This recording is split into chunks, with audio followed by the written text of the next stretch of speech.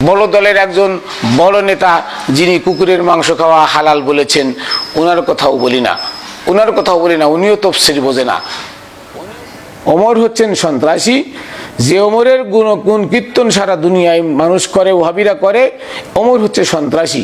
ওমর মা ফাতেমার ঘরে আগুন লাগিয়েছিল, ওমর মা ফাতেমার গালে থাপ্পড় মেরেছিল, ওমর মা ফাতেমাকে বেত্রাঘাত করেছিল। ফাতেমা যখন বাবা গো আল্লাহ, মানে বাবা গো আমাকে অত্যাচার করছে তোমার উম্মাতরা, এই কথা যখন বলে চিৎকার করেছিল, তখন ওমর বলে যে আমার ক্ষোভের আগুন আরো বেড়ে যায়, আমি তখন তাকে আরো জোরে জোরে আঘাত করি।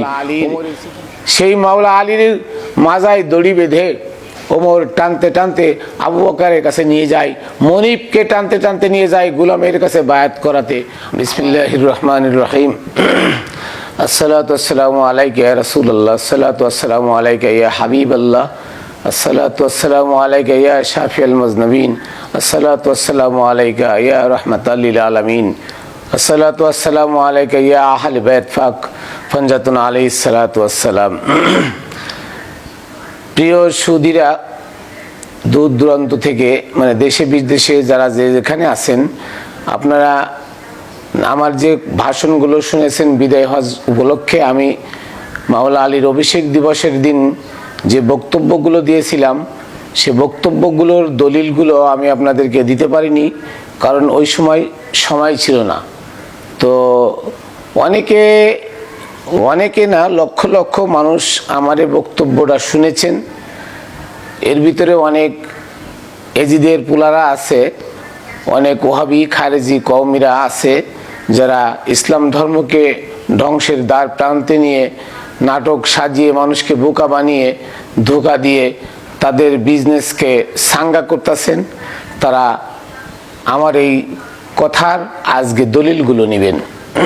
আপনারা আমাকে গালিগালাজ না করে, আপনারা আমি যে দলিলগুলো দিব, যে এই জিনিসগুলো যারা সত্য ঘটনাগুলো যারা তুলে ধরেছেন দলিল আকারে, বই আকারে, কিতাব আকারে, আগে তাদেরকে গালি দিবেন, এরপরে আমাকে গালি দিবেন।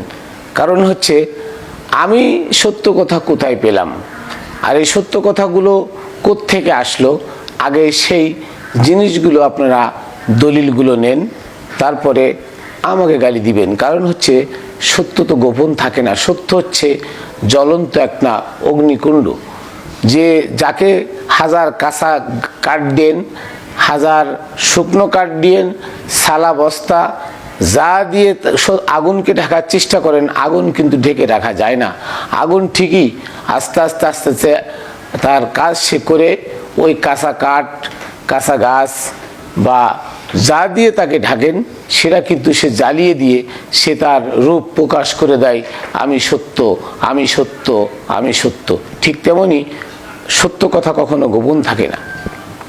1738 সাল থেকে আমাদের ইসলাম ধ্বংসের মানে কার্যক্রম চালু হয় সৌদি আরব থেকে, সেই মোহাম্মদ বিন আব্দুল ওয়াহাব নজদির হাত ধরে। এবং মোহাম্মদ বিন আব্দুল ওয়াহাব নজদি এটা কার ইন্ধনে করে? এটা ব্রিটিশ গোয়েন্দা ডক্টর হ্যাম্প্রের হাত ধরে ইসলামটাকে ধ্বংস করার অপপ্রয়াস চালায় আব্দুল ওয়াহাব নজদি, মোহাম্মদ বিন আব্দুল ওয়াহাব নজদি। আর এই আব্দুল ওয়াহাব নজদির সেই লেখা বই, তার লেখা শ্লোক, মানে মিথ্যা কাহিনী, তার সংগ্রহ করা ইসলাম ধ্বংসের নামে, কোরআন বোঝার নামে মিথ্যা জাল হাদিস, এই সব কিছু দিয়ে, এবং ইতিহাস এগুলো সব কিছু দিয়ে আজকে ইসলামটাকে কি করা হয়েছে? ধ্বংস করা হয়েছে। তো এই ইসলাম ধ্বংস করা হয়েছে, কিন্তু সত্য কথা তো থেকে গেছে। সত্য কথা তো বই কিতাব থেকে উঠে যায়নি, সত্য কথা আছে, সত্য কথা থেকে গেছে। আসুন আমরা জানি যে আমি ওই দিন বলেছিলাম যে ওমর সন্ত্রাসী। কেন বলেছিলাম? দলিল নেন। যে রসুলের ওফাতের দিন, যেদিন রসুল ওফাত নিলেন, সেদিন সমস্ত সাহাবিরা, 1,24,000 সাহাবি, সকল সাহাবিরা রসুলের ঘরের সামনে উপবিষ্ট এবং জড়ো। ঘরের ভিতরে ওমর এবং তার সঙ্গে আবু বকর, উসমান, আয়েশা, হাফসা সবাই ছিল, তালহা, জুবায়ের, মুয়াবিয়া সকলেই ছিল। রসুল বলেছিলেন যে আমাকে খাতা কলম দাও। সেদিন কিন্তু ওমর বলেছিল যে আমাদের কাছে কোরআন আছে, খাতা কলমের দরকার নাই। সেদিন কিন্তু ওমর বলে নাই আমার কাছে হাদিস আছে। আজকে যারা বলতেছেন যে হাদিস না হলে কোরআন বোঝা যাবে না, আমি তাদেরকে বলতে চাই যে এই সিয়াসিত্তার ভিতরে এই হাদিসটি 18 থেকে 19 জায়গায় আছে। আমি যদিও হাদিস মানি না, কিন্তু আপনারা আপনাদের ওই হাদিসের ভিতরে দেখেন যে ওই হাদিসের ভিতরে উল্লেখ আছে যে ওমর সেদিন বলেছিল খাতা কলম লাগবে না, নবী মৃত্যুর যন্ত্রণায় পাগল হয়ে আবল তাবল বলতেছে আমাদের কাছে কোরআন আছে। তাহলে আজকে কেন আপনারা হাদিস নিয়ে টানাটানি করেন? কোরআন বাদ দিয়ে আপনারা কেন হাদিসের পিছনে ঘুরেন? দলিল এক। তাহলে ওমর কি বলেছিল? আমার কাছে কোরআন আছে, হাদিসের কথা সেদিন বলে নাই। আজকে আপনারা কেন হাদিস নিয়ে তোলাফালাফি করছেন? আমার উত্তর এখানে একটা দিয়ে গেলাম। ওমর সন্ত্রাসী। ওমরকে প্রথম সন্ত্রাসী কে বলেছে? ওমরকে প্রথম সন্ত্রাসী বলেছে কে? জাহান্নামী ওমরকে নয়, 18 জন সাহাবী বাদে। 18 জন, যে 18 জন সাহাবী নবীর দাফন কাফন করেছিল দুনিয়ার মহব্বত প্রেম প্রীতির মধ্যে না গিয়ে, সেই 18 জন সাহাবী বাদে জালালউদ্দিন রুমি বলে গেছেন যে এই 18 জন সাহাবী বাদে আর যত সাহাবী ছিল, আবু বকর, ওমর, উসমান, মুয়াবিয়া, আয়েশা, হাফসা, তালহা, জুবায়ের, আব্দুর রহমান ইবনে আউফ এবং মুয়াবিয়া, এই সকলের যত সাহাবী ছিল তারা জাহান্নামী। কে বলেছে? আমি নয়, জালালউদ্দিন রুমি তার দেওয়ানে শামসুত তিবরিজের ভিতরে উনি লিখেছেন, সুসাহাবা হুব্বে দুনিয়া দাস্তান, মোস্তফারা বেকফনান দাখতান, মুতলাকানে কাফেরানে মুতলাকান, জগজকন্দর ভকবকন্দর বকবকন্দর বকবকন। এখন এই কথাটার অর্থ হলো যে সমস্ত সাহাবীরা আমার নবীর দাফন কাফন বাদ দিয়ে দুনিয়া নিয়ে ব্যস্ত ছিল, তারা বনু সাকিফা সাউদায় গিয়ে মানে দুনিয়ার ক্ষমতা নিয়ে লোভ লালসায় পড়ে আমার নবীকে দাফন কাফন দেয়নি। তারা যতই ঝকঝক করুক, বকবক করুক আর ঝকঝক করুক, তারা মূলত কি? কাফের। কে বলেছে? Jalaluddin Rumi. জালালউদ্দিন রুমি কে? এই জালালউদ্দিন রুমি হচ্ছেন এই সারা জাহানের শ্রেষ্ঠ মাওলানা, যার বই কিতাব বইতে 7টা উট লাগতো। এই জালালউদ্দিন রুমি তিনি বলেছেন যে আমি জালালউদ্দিন রুমি হইতাম না যদি শামসুত তিবরিজের সাথে আমার দেখা না হইতো। তার মানে শামসুত তিবরিজ হচ্ছেন সুফি ছিলেন, জালালউদ্দিন রুমি ছিলেন হচ্ছেন মাওলানা।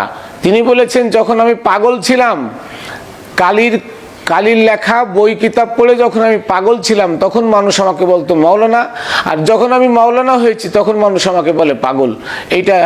এইটাই ধরার নীতি, এইটাই ধরার নিয়ম। কারণ আল্লাহর প্রেমে পাগল যে হয় তার ফরনে কাপড় থাকে না। কোথায় মানে আল্লাহর প্রেমে এমন মুগ্ধ হয়ে যায়, সরাবান তহুরা আর কিছু নয়। সরাবান তহুরা যখন একজন সাধক তার ধ্যান সাধনায় আল্লাহর প্রেমে নিমগ্ন হয়ে যায়, তখন সরাবান তহুরা সে খায়। তার জিহ্বার নিচ থেকে সরাবান তহুরা আসে, যে সরাবান তহুরা পান করলে তার আর ক্ষুধা থাকে না, ঘুম থাকে না, তার আর হুঁশ থাকে না। তা আসুন, এই জালালউদ্দিন রুমি বলেছেন কি? আবু বকর, ওমর, উসমান, আয়েশা, হাফসা, মুয়াবিয়া, তালহা, জুবায়ের, আব্দুর রহমান ইবনে আউফ সহ 1,24,000-এর 18 জন বাদে বাকি সব কাফের। আমি বলি নাই। কে বলেছে? জালালউদ্দিন রুমি বলেছে। তাহলে কোথায় দলিল? দেওয়ানে শামসুত তিবরিজ, কিতাবের নাম দেওয়ানে শামসুত তিবরিজ, পড়ে দেখেন আপনারা কিনে। দিলাম দলিল একটা। ওমর সন্ত্রাসী। এই আমার নবীর ওফাতের পরে দুনিয়াতে দুটো জিনিস প্রথম লিপিবদ্ধ হয়, প্রথম লেখা হয়। একটা হচ্ছে ইতিহাস, আমার নবীর ইতিহাস, যে ইতিহাসের নাম তারিখে তাবারি। যে ইতিহাসের নাম তারিখে তাবারি, এই ইতিহাস আমাদের এখানে পাওয়া যায় না। কেন যায় না? তাহলে ওয়াহাবিদের গোপন তথ্য ফাঁস হয়ে যায়। তারিখে তাবারি যদি আপনারা পড়েন, আমি অনুবাদ করে দেবো, আপনারা পড়বেন। এই তারিখে তাবারি যদি পড়েন আপনারা, তাহলে পেয়ে যাবেন যে এই মোল্লারা কোন সত্যটাকে গোপন করে তারা কেন নবীর দোহাই দিয়ে মানুষকে এজিদের পথে চলাচ্ছে, তারা কেন নবীর দোহাই দিয়ে মানুষকে সেই মুয়াবিয়ার ভ্রান্ত পথে টেনে নিচ্ছে, তারা নবীর দোহাই দিয়ে, নবীর প্রেমের কথা বলে মানুষকে বোকা বানিয়ে ধোঁকা দিয়ে মোহাম্মদ বিন আব্দুল ওয়াহাব নজদির রাস্তায় নিয়ে যাচ্ছে। সেই ইতিহাস কে লিখেছে? মোহাম্মদ বিন জারির আত-তাবারি। সেই ইতিহাস লিখেছে মোহাম্মদ বিন জারির আত-তাবারি। তো এই মোহাম্মদ বিন জারির আত-তাবারি উনি যে ইতিহাস লিখেছেন নবীর ওফাতের 256 বছর পরে, ইতিহাসের নাম তারিখে তাবারি। যার নাম তারিখে তাবারি, যেটা অক্সফোর্ড ইউনিভার্সিটিতে পড়ানো হয়, যেটা ক্যালিফোর্নিয়া ইউনিভার্সিটিতে পড়ানো হয়, যেটা বড় বড় ইউনিভার্সিটিতে পড়ানো হয়, তার নাম the last history of prophet. বইটার নাম the last history of prophet Muhammad সাল্লাল্লাহু আলাইহি ওয়াসাল্লাম। এই বিভিন্ন নামে এই ইতিহাসটা পড়ানো হয়। এই ইতিহাসের আরবি সাফা তৃতীয় খণ্ড 202 সাফায় লেখা আছে, ওমর মা ফাতেমার ঘরে অগ্নিসংযোগ করে, মা ফাতেমার দরজায় লাথি মারে, মা ফাতেমার পেটে সেই লাথি লেগে মা ফাতেমার পেটে থাকা 6 মাসের শিশু মোহসেন শহীদ হন, এবং মা ফাতেমার গালে থাপ্পড় মারেন, মা ফাতেমার হাতে চাবুক দিয়ে আঘাত করেন। কে? ওমর। আমি বলি নাই। কে বলেছে ওমরকে সন্ত্রাসী? ওমরকে কে সন্ত্রাসী বলেছে? মাওলা আলী। যে মাওলা আলীর জন্ম কাবা ঘরে, যে কাবা আপনারা তওয়াফ করতে যান আল্লাহর ঘর বলে, সেই ঘরে যার জন্ম, সে নিশ্চয়ই আল্লাহর নিকটতম না হলে ওই ঘরে তার জন্ম হয়নি। এটা আপনাদের থিম। যে আলী, যে মাওলা আলী রহমাতুল্লিল আলামিন নূরে মুজাসসাম হযরত মুহাম্মদ মুস্তাফা সাল্লাল্লাহু আলাইহি ওয়াসাল্লামের জিব্বা মোবারক দুনিয়াতে সর্বপ্রথম এসে যার খাবার ছিল, আমার নবীর প্রিয় নবীর জিব্বা মোবারকের লালা, এই লালা শুষে যে আলী খেয়েছেন, সেই মাওলা আলীর মাজায় দড়ি বেঁধে ওমর টানতে টানতে আবু বকরের কাছে নিয়ে যায়, মনিবকে টানতে টানতে নিয়ে যায় গোলামের কাছে বায়াত করাতে। আমার মাওলা আলী গোলামের কাছে বায়াত গ্রহণ করেননি। কেন? তিনি মনিব। তিনার কাছে বায়াত গ্রহণ করেছিল 1,24,000 সাহাবী। 1,24,000 সাহাবী এই বায়াত গ্রহণ করে নাই, মাওলা আলীকে সিজদাও দিয়েছিল। মাওলা আলীকে সিজদাও দিয়েছিল, ইতিহাস পড়েন। আর সেই মাওলা আলীকে যে রশি দিয়ে টেনে এসে আবু বকরের কাছে নিয়ে যায়, সেই বনু সাকিফাইন সন্ত্রাসী, এরা ওমর, ওসমান, আবু বকর, মুয়াবিয়া, তালহা, জুবায়ের, আয়েশা, হাফসা, তারা জাহান্নামী। আমি বলি নাই। তারিখে তাবারি তার তৃতীয় খণ্ড 202 পৃষ্ঠায় লিখেছেন। খাতুনে জান্নাত মা ফাতেমাতুজ জোহরার সম্পর্কে আমার নবী বলেছেন যে ফাতেমা আমার কলিজার টুকরা, যে ফাতেমাকে কষ্ট দিল সে আমি মুহাম্মদ সাল্লাল্লাহু আলাইহি ওয়াসাল্লামকে কষ্ট দিল। আমার প্রশ্ন আপনাদের কাছে, যারা আমার বক্তব্য শুনে আমাকে গালি দিয়েছেন, আপত্তি নাই, কারণ আপনি জানেন না, আপনি গালি দিতে পারেন, কিন্তু আমি জানি আমি তো আপনাকে প্রতিবাদ করতে পারি না। আমি আপনাকে রাস্তা দেখাতে পারি, সোজা রাস্তা, যেটা সোজা এটা বেঁকা। আর দলিল, সেই দলিলগুলো আমি দিলাম। আমি মাইনুল কবির একটা কথাও দলিল ছাড়া বলি না। আমার নিজের ইচ্ছা থেকে আমি কোনো কিচ্ছা কাহিনী আপনাদের সামনে তুলে ধরি না। আমি সর্বক্ষণ সত্য কথা বলে যাবো, এটা আমার মুর্শিদের আদেশ যে সত্য কথা তুমি প্রচার করে যাবে, তোমার কিছু হবে না।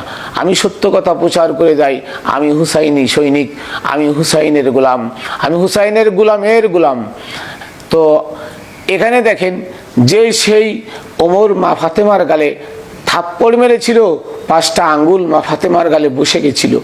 ওমর মা ফাতেমার পেটের সন্তান হত্যা করেছিল।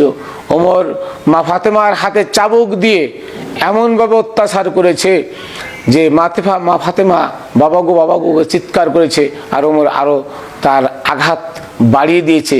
এবং ওমর লিখেছে যে আমার সেই বদর উহুদের যুদ্ধের কথা মনে পড়ে, যুদ্ধের কথা মনে পড়ে যে আমার বড় বড় নেতাদেরকে হত্যা করেছিল মাওলা আলী। তাই মাওলা আলীর পরিবার যে তোমার ফাতেমা যখন বাবা গো আমাকে অত্যাচার করছে তোমার উম্মাতরা, এই কথা যখন বলে চিৎকার করেছিল, তখন ওমর বলে যে আমার ক্ষোভের আগুন আরো বেড়ে যায়, আমি তখন তাকে আরো জোরে জোরে আঘাত করি। ওমর এই চিঠিটা মুয়াবিয়ার কাছে লিখেছিল, ও চিঠিটা আমার কাছে আছে। মুয়াবিয়ার কাছে, মুয়াবিয়াকে আনন্দ করার জন্য, খুশি করার জন্য ওর এটা লিখেছিল মুয়াবিয়ার কাছে। যাই হোক, এবার আসুন যে এই ওহাবিজম ভারতবর্ষে কে এনেছিল? এই ওহাবিজম ভারতবর্ষে এনেছিল রেজবি বাবা। কোন রেজবি? যে মুজাদ্দিদিয়া সিলসিলার মোজাদ্দেদিয়া সিলসিলায় তিন চারজন লোকের নাম ঢোকানো হয়েছে। আহমদ রেজা খান বেল্লবী, সৈয়দ আহমেদ বেল্লবী, অলিউল্লাহ দেহলবী এবং এমদাদুল্লাহ মহাজের মক্কি, হাজি এমদাদুল্লাহ মহাজের মক্কি, এই যে লোকগুলোকে ঢোকানো হয়েছে। এই দেহলবী নয়, এই বেল্লবী, সৈয়দ আহমেদ বেল্লবী সর্বপ্রথম বাংলাদেশে না, ভারতবর্ষে, এটা ভারতবর্ষ ছিল, এই ভারতবর্ষে সৈয়দ আহমেদ বেল্লবী ওহাবিজম আনেন। ওহাবিজম কে আনেন? সৈয়দ আহমেদ বেল্লবী। তো এই সৈয়দ আহমেদ বেল্লবী তারপরে এই ওহাবিজম 1863 সালে ওহাবি মাদ্রাসা, ব্রিটিশ গোয়েন্দা ডক্টর হান্টার মদদে ওয়াবি মাদ্রাসাটা তৈরি হয় দারুল উলুম দেওবন্দ নামে। এই দারুল উলুম দেওবন্দ যে তৈরি করে যে 6 জন, আশরাফ আলী থানভী, রশিদ আহমেদ গাঙ্গোবী, খলিলুল্লাহ কাম্বোটবী, আনসারুল্লাহ, ইসমাইল হোসেন দেহলবী, এমন 6 জন মানুষ। এই 6 জন মানুষ, এরা যার কাছে বায়াত হয়েছিল সে হচ্ছেন মুহাদ্দিস অলিউল্লাহ দেহলবী। এরা কার কাছে বায়াত? এদের পীরকে, এদের পীর ছিল মুহাদ্দিস অলিউল্লাহ দেহলবী। এই মুহাদ্দিস অলিউল্লাহ দেহলবীর লেখা বই আল ইজালাতুল খুলাফা আন খুলাফাতিল খুলাফা, বইটার নাম শুনবেন, আল ইজালাতুল খুলাফা আন খুলাফাতিল খুলাফা। এই আল ইজালাতুল খুলাফা 3য় খণ্ড, 198 পৃষ্ঠা। 198 পৃষ্ঠায় মুহাদ্দিস অলিউল্লাহ দেহলবী উনি লিখেছেন কি, যে ওমর হচ্ছেন সন্ত্রাসী। ওমর হচ্ছেন সন্ত্রাসী, যে ওমরের গুণ কীর্তন সারা দুনিয়ায় মানুষ করে, ওহাবিরা করে। ওমর হচ্ছে সন্ত্রাসী।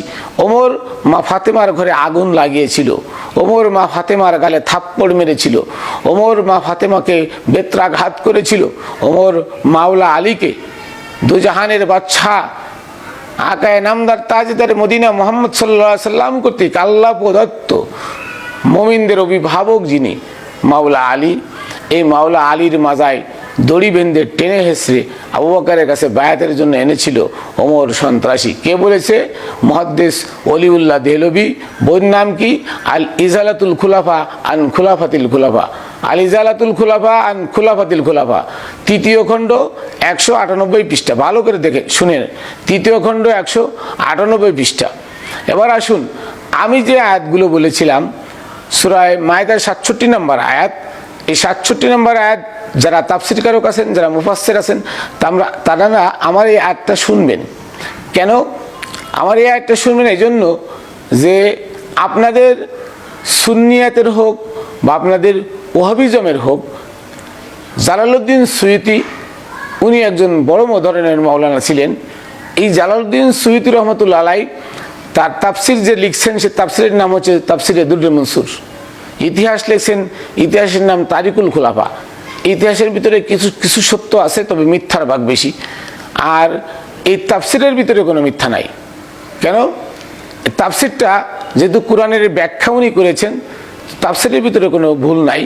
উনি এই সূরা মায়েদার 67 নম্বর আয়াতটা আল্লাহ যখন গাদিরে খুমে নাজিল করেন, তো আপনাদের সাধারণ সেন্স থাকা দরকার, সাধারণ জ্ঞানটা থাকা দরকার ছিল যে এই আয়াতটা গাদিরে খুমে নবী কেন বললেন, যে ইয়া আইয়ুর রাসূল বাল্লিগ মা উনজিলা ইলাইকা মির রাব্বিক, হে রসুল আপনার কাছে যা আপনি প্রচার করুন, যা আপনার রবের পক্ষ থেকে প্রচার করতে বলা হয়েছে। তাহলে 23 বছর যাবত উনি কি কিছু প্রচার করেন নাই? কি এমন বাকি যাবার প্রচার করতে হবে? ওখানে উসমান সন্ত্রাসীর মনোনীত উসমান, যে মুনাফেক উসমান, ওখান থেকে মাওলা আলীর নামটা উঠিয়ে দিয়েছে। কি নাম? মাওলা আলীর নাম ছিল ওখানে আয়াতের ভিতরে আন্না আলিয়ান মাওলাউল মুমিনিন, আলী হচ্ছে মুমিনদের অভিভাবক।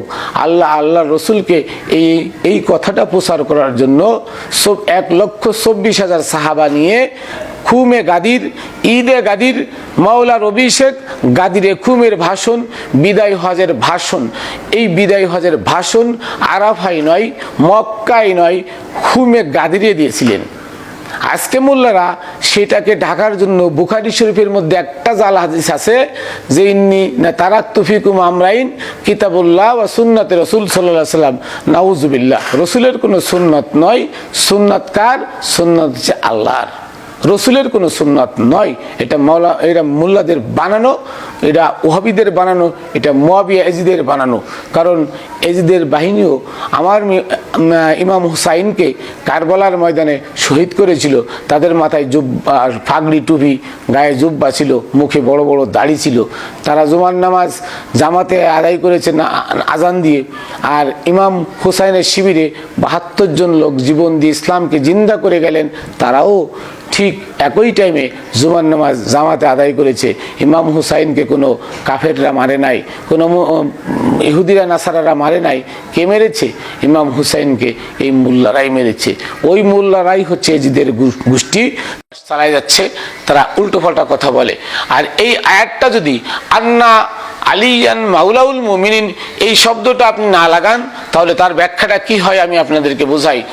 যে ইয়া রসুল বাল্লিগ মা উনজিলা ইলাইকা মির রাব্বিক, হে রসুল আপনি প্রচার করুন যা আপনার রবের পক্ষ থেকে প্রচার করতে বলা হয়েছে। তো আপনার রবের পক্ষ থেকে কি প্রচার করতে বলা হইল? তারপরে বলতেছে ফাইল্লাম তাফাল, যদি আপনি এটা না করেন ফামা বাল্লাগতা রিসালাতাহু, তাহলে আপনার রিসালাতের কিছু প্রচার করা হইল না। তাহলে আল্লাহর নবী 23 বছর ধরে কোরআন বিন্দু বিন্দু করে আসছে, বিন্দু বিন্দু করে সাহাবীদের সামনে বলছেন, সাহাবীরা সেটা মুখস্থ করছে সিনাই এবং সেটা প্রচার করছে, সেটা ইট পাথরের চামড়ায় লিখে রাখছে। তাহলে 23 বছর পরে 1,24,000 সাহাবীদের সামনে এমন কি ঘটলো যে আল্লাহ বললেন যে তুমি প্রচার করো, যা প্রচার করতে বলা হয়েছে তাই না প্রচার করলে তোমার কিছু প্রচার করা হলো না, সেটা কি ছিল? ফাইল্লাম তাফাল, যদি এটা না করেন ফামা বাল্লাগতা রিসালাতাহু, তাহলে আপনার রিসালাতের কিছু প্রচার করা হলো না। তাহলে এখানে দেখেন জিনিসটা হলো, আমি যদি আপনাকে বলি যে 500 টাকা দিলাম, এই 500 টাকাতে তাই আনবেন যা আপনাকে আনতে বলা হয়েছে। এবার আপনি বাজারে যে সারা বাজার ঘুরে কিছু আনতে পারবেন? আমি কি আনতে বলছি আর আপনি কি আনবেন? কথাটা এখানে ঠিক এমন, হে রসুল বাল্লিগ মা উনজিলা ইলাইকা মির রাব্বিক, হে রসুল আপনি প্রচার করুন যা আপনার রবের পক্ষ থেকে প্রচার করতে বলা হয়েছে। ফাইল্লাম তাফাল ফামা বাল্লাগতা রিসালাতাহু, যদি আপনি প্রচার না করেন তাহলে আপনার কোনো কিছু প্রচার করা হইল না। আল্লাহ এমন কি প্রচার করতে বললেন যেটা রসুল 23 বছরে প্রচার করেন নাই, আর এটা এই মুহূর্তে প্রচার না করলে আপনার কিছু প্রচার করা হইল না? সে শব্দটা কি? আমি বললাম 500 টাকা দিয়ে কিছু, তুমি ওইটাই নিয়ে আসো যা তোমাকে আনতে বলা হয়েছে। কারণ আমি তো কোনো মেনশন করে বলি নাই যে এই 500 টাকা দিয়ে তুমি 2 কেজি আম আনো, বা 1 কেজি আপেল আনো, 1 কেজি আঙ্গুর আনো, বা 5 কেজি আঙ্গুর আনো 500 টাকা দিয়ে। আমি যদি এটা বলতাম তাহলে আপনি আঙ্গুর আনতেন। এখন আমি টাকা 500 দিয়ে বলছি আপনাকে যে আপনি এই টাকা দিয়ে তাই আনবেন যা আপনাকে আনতে বলা হয়েছে। যদি না আনেন তাহলে আপনি কিন্তু আপনার হুকুম অমান্য করলেন, আমার হুকুম অমান্য করলেন, আপনি কিন্তু আমার দায়িত্ব পালন করলেন না। এটা আপনাদের কাছে প্রশ্ন। এই প্রশ্নটা আপনাদের বিবেকের কাছে জিজ্ঞেস করেন যে 1,24,000 সাহাবী নিয়ে এহরাম বাঁধা অবস্থায় নবী ঈদের নামাজ পড়েন নাই, নবী কুরবানি করেন নাই, কোনো ইতিহাসবিদ দেখাইতে পারবে না। চ্যালেঞ্জ দিলাম আমি মাইনুল কবির ছুড়ে, যে এই যে ঈদুল আজহা নামের ভণ্ডামি নবী করেন নাই। কারণ নবী রহমতুল্লিল আলামিন উনি জিন্দেগিতে একটা পিঁপড়াও হত্যা করেন নাই, উনি জিন্দেগিতে একটা পিঁপড়া হত্যা করেন নাই, করতে পারেন না। কারণ উনি তরুলতা গাছপালা 18,000 মাখলুকাতের জন্য উনি রহমত স্বরূপ। আর রহমতের নবী কখনো জীবন হত্যা করতে পারেন না, জীব হত্যা করতে পারেন না। উনি একটা গাছের একটা কাঁচার ডাল কখনো ভাঙেন নাই, নজির নাই, কোথাও নজির নাই। কারণ উনি রহমতুল্লিল আলামিন ও গাছের পাতাও ওনাকে সালাম দেয়, গাছের পাতাও ইয়া মুহাম্মদ জিকির করে। তাহলে কি করে নবী এহরাম বাঁধা অবস্থায় উট ঘোড়া মোষ কুরবানি করলেন, ঈদের নামাজ পড়লেন? কোথায় পেলেন এই ধান্দামি? কোথায় পেলেন এই মিথ্যাবাদিত্ব, এই মিথ্যা কথা? আপনারা ভালো করে ইতিহাস পড়েন, ভালো করে ইসলাম জানেন। তারপরে কি যে এই আয়াতটা ছিল কি এ আন্না আলিয়ান মাওলাউল মুমিনিন, এটা তাফসিরে দুররে মনসুর, তাফসিরে তাবারি, তাফসিরে দুররে মনসুর আপনার মিশরীয় ছাপা, মিশরের ছাপা, মিশরে যে ছাপা হয়েছে সে মিশরীয় ছাপা, মিশরের কায়রোতে ছাপা হয়েছে। এই কায়রো থেকে আপনি এই তাফসিরে দুররে মনসুরটা আইনে পড়ে দেখেন, সেখানে স্পষ্ট লেখা আছে আন্না আলিয়ান মাওলাউল মুমিনিন, নিশ্চয়ই আলী হচ্ছে মুমিনদের অভিভাবক। তাহলে আমাকে গালি না দিয়ে আমি কোথায় পেলাম? আমাকে বাজে মন্তব্য না করে, বাজে কমেন্ট না করে আপনারা আপনাদের মনোনীত সেই জালালউদ্দিন সুয়ুতির তফসির আপনারা পড়েন। সেই জালালউদ্দিন সুয়ুতির তফসিরে দুররে মনসুর মিশর থেকে একটু কষ্ট করে বিমানে গিয়ে নিয়ে আসেন, আইনে দেখেন তার ভিতরে লেখা আছে সূরা মায়দার 67 নম্বর আয়াত, তো খুলে দেখেন, ওখানে লেখা আছে ইয়া আইয়ুহার রাসূল বাল্লিগ মা উনজিলা ইলাইকা মির রাব্বিক আন্না আলিয়ান মাওলাউল মুমিনিন ফাইল্লাম তাফাল ফামা বাল্লাগতা রিসালাতাহু। যদি এটা না করেন আপনার রিসালাতের কিছু প্রচার করা হলো না। আবার দেখেন আরেকটা প্রমাণ যে এটা বললে আপনার উম্মতেরা আপনার উপর ক্ষিপ্ত হবে, তারা রাগান্বিত হবে, গুসসা হবে। তাই আল্লাহ লাস্টে কি বললেন? আল্লাহু ইয়াসিমুকা মিনান নাস। আল্লাহ মানুষের দুষ্কৃতকারী মানে দুষ্কৃতকারী থেকে আপনাকে মানে দুষ্কৃতকারী যারা আপনার উম্মতেরা তাদের থেকে আপনাকে আল্লাহ হেফাজত করবেন। তাহলে আলীর নাম বললে আপনার উম্মতরা খেপে যাবে, চিল্লাচিল্লি করবে, মানবে না। একথা নবী জানতেন, একথা নবী আল্লাহ জানতেন। তাই নবীকে বললেন আল্লাহু ইয়াসিমুকা মিনান নাস, আল্লাহ আপনাকে মানুষের এই হিংসা বিদ্বেষ থেকে হেফাজত করবেন, রক্ষা করবেন। তাহলে আমি যে আয়াতগুলো বলেছি, এই আয়াতগুলো মানে যে কথাগুলো বলেছি প্রত্যেকটা কথার দলিল আমি তুলে ধরলাম। পারলে দলিল দেখে আমার সাথে চ্যালেঞ্জ করবেন, অন্যথায় কেউ গালি দিবেন না। কারণ আপনি নবীর উম্মাত হিসেবে উম্মাত দাবি করে আমাকে কেন আপনি গালি দেন? আপনার প্রশ্ন থাকলে প্রশ্ন ছুঁড়ে মারেন, প্রশ্ন করেন। দলিল চান, আমি দলিল দিতে না পারলে তখন আমরাকে কুয়াকাটার ব্যাঙের মতো বলবেন যে কিস্সা কাহিনী কও। আমি কিস্সা কাহিনী বলি না, আমি ওই সেই দক্ষিণের পীরের মতো মিথ্যা কথা বলি না। এই যে রহমতুল্লাহ আলাই দিনে নাকি 100 রাকাত নফল নামাজও বলতেন যে দক্ষিণের পীর নাম বলবো না, আমি এটা বলি না। আমি সেই বড় দলের একজন বড় নেতা যিনি কুকুরের মাংস খাওয়া হালাল বলেছেন, ওনার কথাও বলি না, ওনার কথাও বলি না। উনিও তফসির বোঝে না, উনিও তফসির বোঝে না। তফসিরে আছে যে মাংস পেশি, মাছ এবং মাংস পানির নিচেই যারা মাংস পেশি আছে, মাংস খায়, শিকার করে। আর যে সমস্ত পশু শিকার করে যেমন বিড়াল, কুকুর, শিয়াল, তারপরে ওই সিংহ, বাঘ, ভাল্লুক, এরা কি শিকার করে না? শিকার করে মাংস খায় না, কাঁচা মাংস খায় না। তা কাঁচা মাংস পেশি যে সমস্ত পশু, সেগুলো কি করা হয়েছে? তোমাদের জন্য হারাম করা হয়েছে, এটা কোরআনে আছে। তো বড় দলের বড় নেতা উনি বলছেন যে হাদিস না মানলে তাকে আমি কুকুরের মাংস খাওয়াবো। কুকুরের মাংস যেহেতু হালাল কোরআনে নাই, তো কুকুরের নাম থাকবে কেন? কোরআনে তো লেখা আছে যে যে সমস্ত পশু কি করে মাংস খায়, মাংসশাসী বা শিকার করে কাঁচা মাংস খায়, সেগুলো খাওয়া হারাম। তো যাই হোক, আমি বলবো না। এই সমস্ত লোকদের জন্য আমি আল্লাহর কাছে হিদায়াত কামনা করি। তারা নবীর নাম ভাঙিয়ে, নবীর উম্মতের কথা মুখে বলে তারা দিন দুনিয়াকে ধ্বংস করে দিচ্ছে, মানুষকে বোকা বানিয়ে ধোঁকা দিয়ে তাদের দুনিয়াবি স্বার্থ লুটে নিচ্ছে। আর মাঝখানে কি বলছেন? ওই সাকিফাইন 3 খলিফার নাম উচ্চারণ করে তারা মানুষের কাছে, মুয়াবিয়ার নাম উচ্চারণ করে মানুষের কাছে, এখন বর্তমান যুগে ওয়াহাবিরা এই 4 জনের নাম উচ্চারণ করলে খুব খুশি হয়। মাওলার নাম শুনলে, মাওলা আলী, হাসান, হুসাইন, মা ফাতেমার নাম শুনলে তাদের গায়ে গাত্রদাহ লেগে যায়। তো যাও, আমি আমার কথা শেষ পর্যায়ে চলে আসছে। আমি যে কথাগুলো বলেছিলাম 6 মিনিট 6 সেকেন্ডে, সেই কথাগুলোর আর একটা কথা বাকি আছে, সেটা হলো জন্ম জন্মান্তর। সূরা কারিয়ার ভিতরে আছে ফাআম্মা মান সাকুলাত মাওয়াজিনুহু ফাহুয়া ফি ঈশাতির রাদিয়া। আপনারা যে করেন মাজার পূজারি, কবর পূজারি, আমি আজকে দলিল দিই, দলিলগুলো পড়েন, তাফসিরে দুররে মনসুর পড়েন, কোরআন দর্শন পড়েন, তাহলে পেয়ে যাবেন কি ফাআম্মা মান সাকুলাত মাওয়াজিনুহু, যার মিজানের পাল্লা ভারী হবে। এই মিজানের পাল্লা কবে ভারী হবে? কিয়ামতের দিন। কিয়ামত কবে? ফুলসিরাত পার হবে। ফুলসিরাত কবে? এই কিয়ামত, এই ফুলসিরাত হচ্ছে মানুষের মৃত্যুকালীন সময়। মানুষ যখন মৃত্যুবরণ করতে যাবে মৃত্যুকালীন সময়, তখন এই ফুলসিরাত, তখনই কিয়ামত, তখন তার মিজানের পাল্লা ওজন করা হবে। তখন তাকে কি করা হবে? যার মিজানের পাল্লা ভারী হবে, ওজন হবে, সে নাজাত প্রাপ্ত, সে হাসতে হাসতে জীবন দিয়ে দিবে। এবং তার জীবন কে নিবে জানেন? স্বয়ং আমার রসুল এবং আজরাইল আলাইহিস সালাম এবং তার মুর্শিদ ওখানে উপস্থিত থাকবেন। তার মুর্শিদ ওখানে উপস্থিত থাকবেন এবং মুর্শিদ, রসুল এবং আজরাইল তিনজন মিলে তাকে একত্রে সঙ্গে করে নিয়ে যাবেন। রুহানি জগতে যেমন ছিল তেমনই চলে যাবে, নফস দেহ পড়ে থাকবে, দেহ নফস মানে বডিটা পড়ে থাকবে। আর এই বডিটা পড়ে থাকবে কি অবস্থায় কবরের মধ্যে থাকবে তা আল্লাহ বলে দিচ্ছেন যে ফাহুয়া ফি ঈশাতির রাদিয়া, ফাহুয়া ফি ঈশাতিন, ঈশাতুন মানে স্বাচ্ছন্দ্যে, আনন্দে, রাদিয়া মানে এই দুইটা শব্দ একই, যে স্বাচ্ছন্দ্যে আনন্দ চিত্তে সে কবরের মধ্যে অক্ষত অবস্থায় থাকবে। কোথায়? আমার মৃত্যুদেহ কোথায় রাখা হবে? কবরের মধ্যে সে অক্ষত অবস্থায় থাকবে। অতএব সে নাজাত প্রাপ্ত, তার লাশ মাটিতে খাবে না, তার লাশ মাটিতে পচবে না, তার কাফনের কাপড়টাও মাটিতে খাবে না। তিনি হচ্ছেন মুক্তি, তিনি হচ্ছেন জান্নাতি, জান্নাতি। আর ওয়াম্মা মান খাফফাত মাওয়াজিনহু, আর যার ওজনের পাল্লা মানে মিজানের পাল্লা হালকা হবে, ফা উম্মুহু হাবিয়া, তাকে হাবিয়া নামক স্থানে রাখা হবে। হাবিয়া মানে কি? যন্ত্রণাদায়ক স্থানে রাখা হবে, জ্বলন্ত অগ্নিকুণ্ডে রাখা হবে।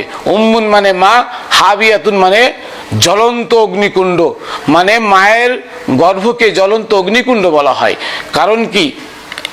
কারণ হচ্ছে ওই মার গর্ভে, মার পেটে 10 মাস 10 দিন ওখানে কুড়িমুড়ি হয়ে মানে খুব দলাবলা হয়ে খুব কষ্টে জীবন যাপন কাটিয়ে তারপরে ভূপৃষ্ঠে আসতে হয়। এর আগে বাপের ব্রেনের মধ্যে, তো বাপের ব্রেনের মধ্যে 1 ফোঁটা বীর্যর ভিতরে 20 কোটি, আমার মতো মাইনুল কবির আছে 20 কোটি, তার ভিতরে সেই 20 কোটির মধ্যে যুদ্ধ করে আমি বিজয় লাভ করে মাতৃগর্ভে এসেছি। আর আমি যদি ভালো কাজ না করে, আমি এখান থেকে যদি মানে বিজয় না হয়ে, এখান থেকে যদি আমি নাজাত প্রাপ্ত না হয়ে মারা যাই, আল্লাহ এই কথা বলছেন ওয়াম্মা মান খাফফাত মাওয়াজিনহু ফা উম্মুহু হাবিয়া, যার মিজানের পাল্লা হালকা হবে সে কি? সে হাবিয়া নামক স্থানে থাকবে। হাবিয়া মানে আল্লাহ বলছেন ওমা আদরাকা মাহিয়া, হাবিয়া সম্পর্কে কি তোমাদের কোনো ধারণা আছে? নারুন হামিয়া, নারুন মানে আগুন, হামিয়া মানে জ্বলন্ত। হাবিয়া হচ্ছে জ্বলন্ত একটা অগ্নিকুণ্ড। তার মানে আল্লাহ স্পষ্ট বলে দিয়েছেন, যদি তুমি এখানে নাজাত না পাও, নাজাত মানে নিয়ে না যেতে পারো, মিজানের পাল্লা তোমার হালকা হয়, তাহলে তোমাকে আবার মাতৃগর্ভে আসতে হবে, জন্মান্তরের ঘূর্ণিপাকে আবার ঘুরতে হবে। সেটা কবরের ভিতরে তোমার লাশ পচে গলে মাটির সাথে মিশে যাবে, কারণ তোমাকে আবার মানে জন্মান্তরের ঘূর্ণিপাকে আবার মাতৃগর্ভে আসতে হবে। বিজয় যদি হতে পারো মাতৃগর্ভে আসবে, না হলে তোমার ওই জীবনগুলো মাটিতে খেয়ে যাবে, নষ্ট হবে, আবার বাপের মাথায় ঢুকবে, আবার এভাবে জন্মান্তর ঘুরতে হবে। কিয়ামত বলে কোনো কিছু নাই, কিয়ামত নাটক, এটা বানানো, মানুষকে কিচ্ছা কাহিনী বলে মানুষকে বাকি ইবাদত করানো, মসজিদ কেন্দ্রিক ইবাদত করানো। এই ইবাদতে মুক্তি নাই, মুক্তি নাই, মুক্তি নাই। সূরা বাকারা 26 নম্বর আয়াত পড়ে দেখেন। জন্মান্তরের আরো দলিল আছে। আমি একদিন জন্মান্তরের অন্তত 13-14টা আয়াত নিয়ে আমি আপনাদের সামনে আসবো ইনশাআল্লাহ। ওমর, আবু বকর, উসমান তারা সাকিব আইন ছিল। ওমরের যুগে হাদিসের কথা বললে তাকে শিরচ্ছেদ করা হতো। হ্যাঁ, তো যাও, আমি সকলকে আমার পক্ষ থেকে আমি সালাম ও শুভেচ্ছা জানিয়ে এখানে শেষ করছি। আপনারা সবাই ভালো থাকবেন। আমার জন্য দোয়া বদদোয়া যেটাই হোক করবেন। সত্য কথা বললে দোয়া লাগবে, আমি যদি মিথ্যা বলে থাকি আমার পরে বদদোয়া আসবে। তো আমি সকলকে সালাম জানিয়ে এখানে শেষ করছি। আসসালামু আলাইকুম ওয়া রাহমাতুল্লাহি ওয়া বারাকাতুহু। ওয়া মা তৌফিকি ইল্লা বিল্লাহ।